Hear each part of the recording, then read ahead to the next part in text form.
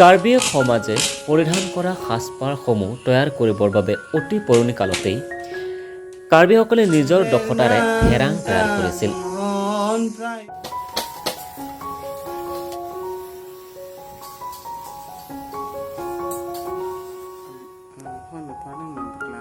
কলা কৃষ্টি সংস্কৃতিৰে বাৰেৰখনীয়া দেশ নিজ হাতেৰে শৈল্পিক পৰিচয় দাঙি কাৰ্বি সমাজৰ এক বৈশিষ্ট্য।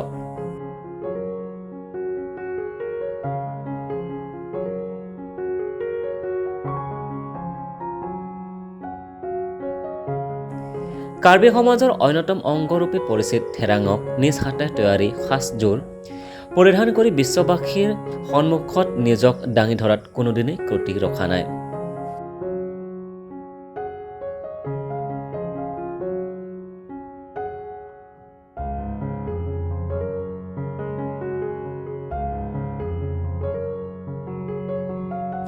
এই সাজপাৰতেই নিহিত হৈ আছে কাৰ্বি জাতিৰ শিল্পী মন, সৌন্দৰ্যতা, শালীনতা, স্বাভিমান তথা সুকুমাৰ প্ৰতিভা।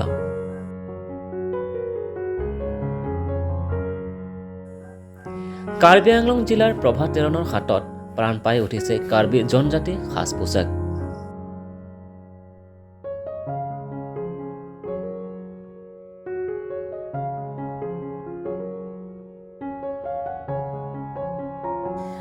আবেলি পৰত এঘৰত কাপোৰ বোৱা খটখট শব্দ।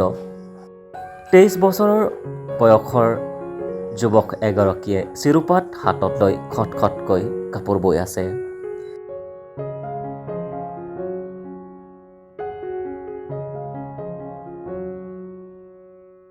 কাৰ্বি আংলং জিলাৰ সেউজীয়া বননিৰ মাজত মইনা মাতৰ লগত তাল মিলাই খটখটকৈ চিৰুপাতৰ লগত কাপোৰ বৈছে এজন প্ৰতিভাৱান যুৱক প্ৰভাত তেৰণ।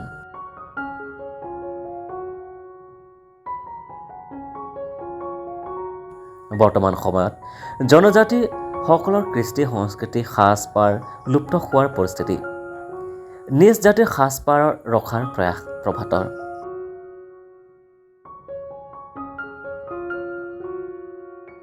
কাৰ্বি আংলং জিলাৰ সিংহাসন সমষ্টিৰ অন্তৰ্গত 36 নং ৰাষ্ট্ৰীয় ঘাইপথ যোৱা লংনিত দৈনিক বজাৰত প্ৰভাত তেৰণৰ জন্ম হয়। দিলীপ সিং তেৰণ আৰু অম্ফু ৰংফাৰ দ্বিতীয় সন্তান আছিল প্ৰভাত। সৰুৰে পৰা প্ৰভাতে সুকুমাৰ প্ৰতিভাৰ গৰাকী আছিল।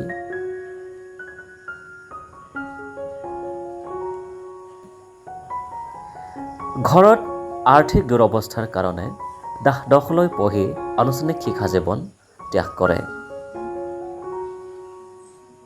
প্ৰভাতৰ হাতত প্ৰাণ পাই উঠিছে কাৰ্বি জনজাতি কাপোৰ জয়হংথৰ, জাৰং, চেপান আদি।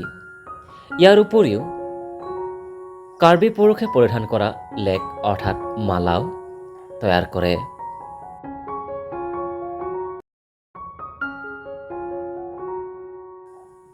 মনোচিংদি লোকেলিটি ইন অসম।